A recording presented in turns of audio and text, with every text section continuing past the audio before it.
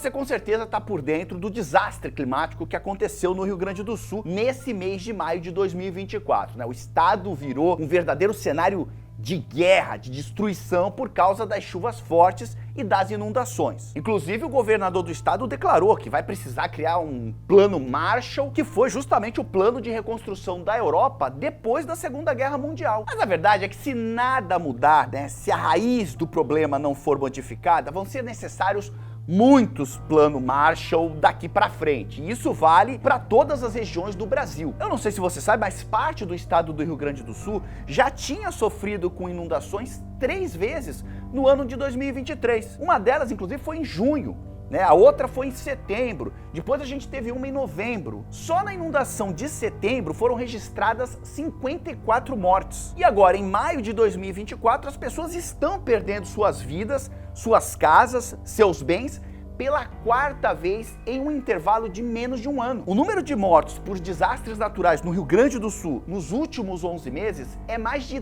10 vezes o de número de mortos em 19 anos. Enquanto 14 pessoas morreram entre 2023 e 2021 por causa de eventos climáticos extremos, ao menos 175 pessoas morreram nos 4 desastres ocorridos no estado entre junho de 2023 e maio deste ano. Nas entrevistas, a gente vê pessoas extremamente abaladas. Elas dizem que não querem voltar para suas casas, muito menos comprar mais móveis, eletrodomésticos, carros, porque elas já sabem que vão perder tudo novamente. Só que no meio desse desastre todo, a gente sabe que tem uma grande falha escondida. E o responsável por essa falha não é o povo, é obviamente o poder público, aquilo que você conhece como governo, seja ele municipal, estadual, federal, enfim. E nesse caso, o problema, obviamente, nós tivemos problemas de mitigação, ou seja, criar estratégias para evitar que isso tivesse acontecido ou amenizar o número de mortes, mas também uma falha muito grande do poder público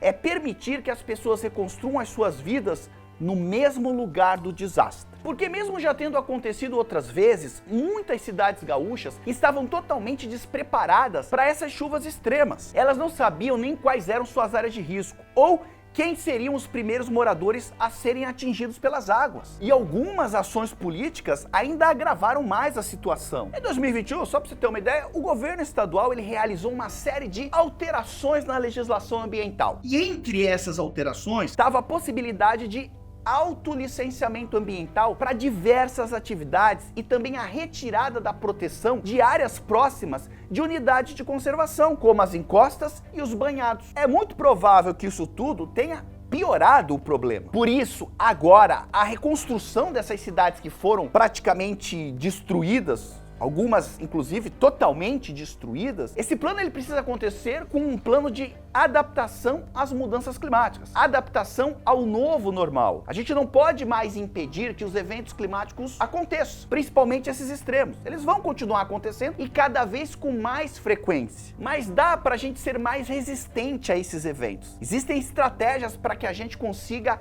amenizar o efeito desses eventos. Só que não adianta querer reconstruir tudo que foi destruído, tentando fazer a cidade como ela era antes o mais rápido possível. Cidades inteiras vão ter que mudar de lugar. A gente precisa afastar as infraestruturas urbanas dos ambientes com maior risco, que são justamente as áreas baixas, planas e úmidas. Porque se você reconstruir a cidade num local baixo, plano e úmido, ele vai ser destruído novamente. Não tem jeito. A gente tem que devolver para a natureza esses espaços que estão mais sensíveis ao alagamento, que são as chamadas planícies de inundação. Porque, além de mais arriscadas para as pessoas, essas áreas úmidas, elas têm um papel importante na prevenção das enchentes, porque elas deveriam servir como se fosse uma esponja em períodos de chuvas fortes. Ou seja, quando acontece uma carga d'água mais forte, a água vai toda para lá e as zonas mais altas ficam seguras. E no Rio Grande do Sul existem muitas cidades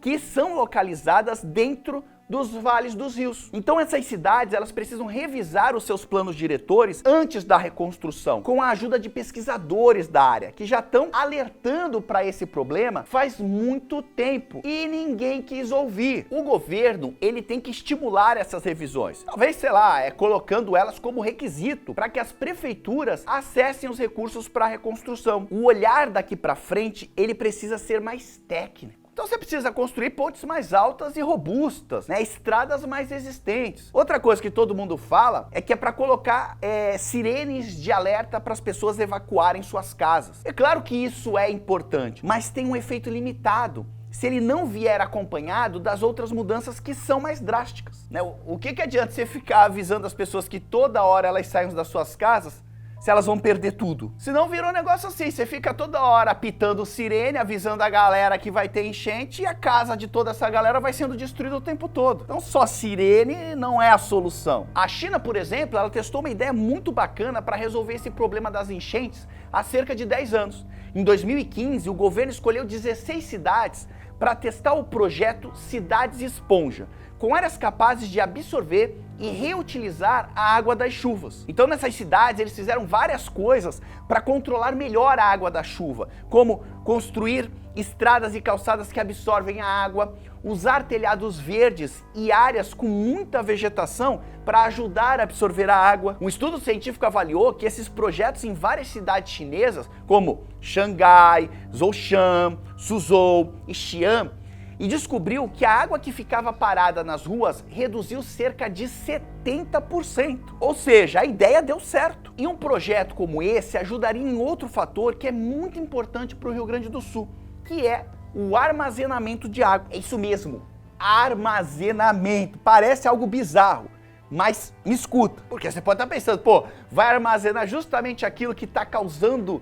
o problema? Mas a previsão é que as mudanças climáticas também causem períodos de seca intensa no estado. E por isso que é interessante aproveitar os períodos de chuva intensa para armazenar água em sistemas de açudes ou outros reservatórios hídricos. Boa parte dessa água toda que choveu agora, ela está sendo perdida.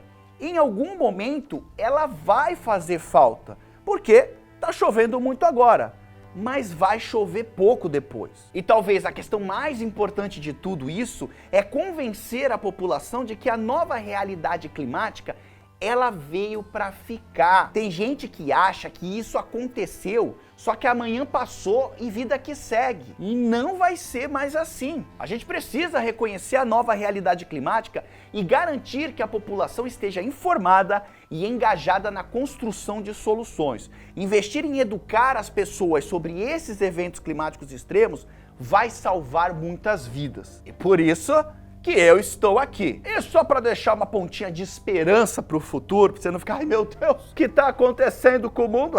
Tá feia a coisa.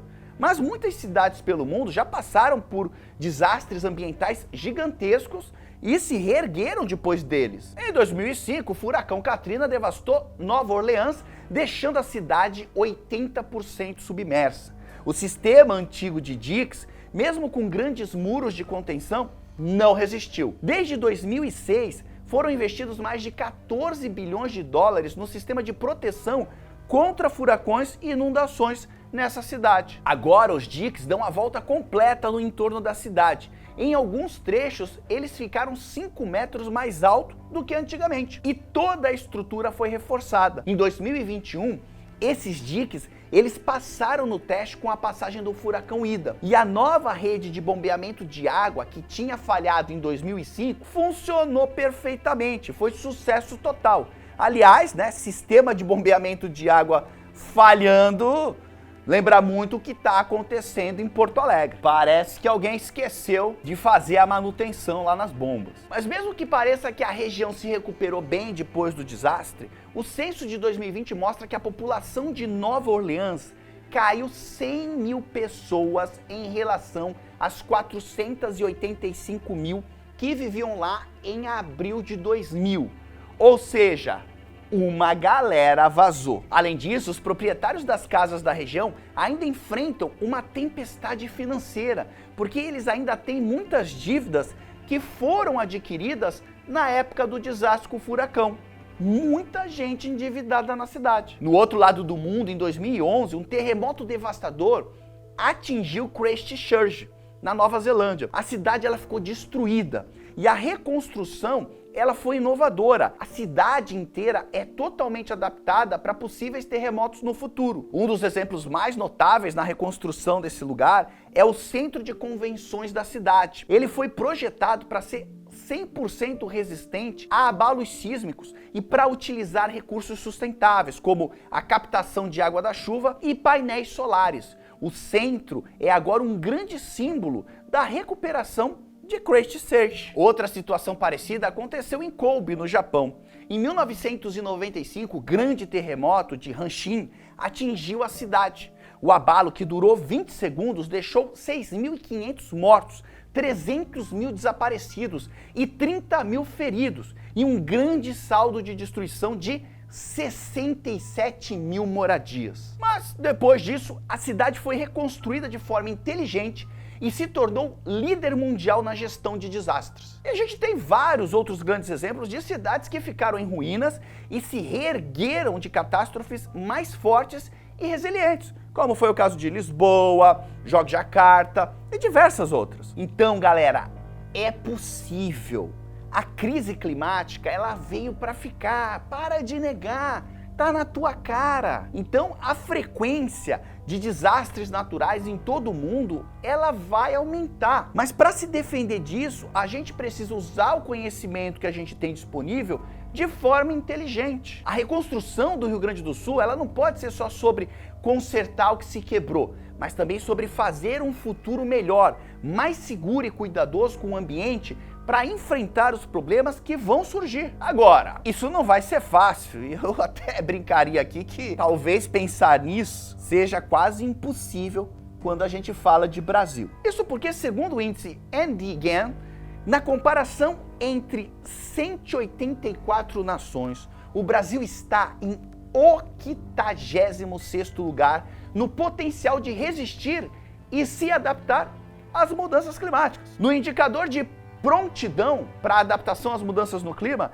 o Brasil está na colocação 125, atrás de países como a Somália e Senegal. Com todo respeito a Somália e Senegal, mas, pô. E o que joga a gente lá para baixo nesses índices é a capacidade baixíssima de investir rápido e bem em ações contra os desastres naturais. É tudo muito lento, é Brasil, é tudo muito burocrático. E, em vez de ir para onde é mais necessário, muitas vezes o dinheiro vai para onde ele vai trazer mais vantagem política. Falei. Então é muito complexo, gente. Para reconstruir o Estado e prevenir novas situações de calamidade como essa que aconteceu, vai ser preciso que todo mundo trabalhe junto, com líderes que tenham ideias boas, cientistas, colaboração e muita vontade. E nós precisamos pressionar o poder público, os nossos governantes, a fazerem isso. Tem que botar isso em prática para garantir que todos os brasileiros fiquem mais fortes e seguros. Eu, pessoalmente, acho que vai demorar muito para o Rio Grande do Sul se recuperar, porque vendo essa estrutura política no qual o Brasil se encontra, com polarização, junto com burocracia, corrupção, enfim, tudo isso joga contra a recuperação do Estado. Então é provável que a gente tenha perdido um Estado no Brasil. Nós vamos ter migração de pessoas do Rio Grande do Sul para outras regiões do Brasil, pessoas que nunca mais vão poder voltar às suas terras de origem, onde tem a sua história, onde nasceram, onde criaram seus filhos, e isso dói muito, né? Isso causa um problema psicológico muito grande nessas pessoas. Eu acho que vai demorar pelo menos aí uns 10, 15 anos para que o Rio Grande do Sul volte a ser o que ele sempre foi, tá? Então é uma pena mesmo e que isso sirva de lição para que a gente comece a adotar as medidas necessárias para que outras regiões do Brasil não passem por essa situação. Maravilha? Me conta aqui nos comentários qual é a sua opinião sobre esse assunto. No mais, desnecessário dizer que foi um grande prazer estar aqui com você. Infelizmente, um assunto chato, mas que a gente precisa trazer e conversar sobre. Um grande abraço! Tchau!